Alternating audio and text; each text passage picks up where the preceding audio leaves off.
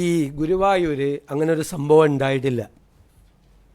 ഇത് തെറ്റായ വാർത്തയാണ്. ആദ്യമായിട്ടല്ലല്ലോ ഒരു മുഖ്യമന്ത്രി ഗുരുവായൂർ ദർശനത്തിന് പോകുന്നത്, ആണോ? ഇനി കേട്ടോ, കേരളത്തിൻ്റെ ചരിത്രത്തിൽ ആദ്യമായിട്ട് മുഖ്യമന്ത്രിയുടെ കൂടെ 4 പേരെ ഉണ്ടായിരുന്നുള്ളൂ.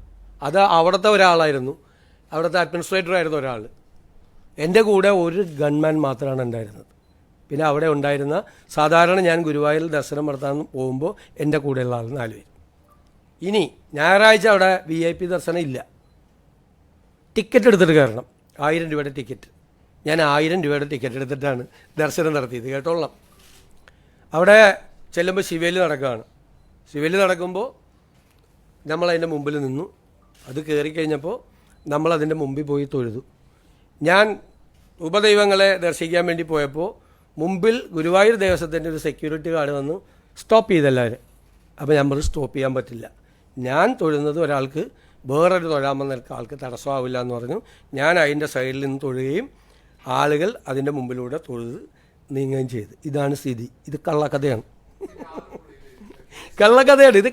ഇതൊക്കെ എഡാക്കോട് തമാശ.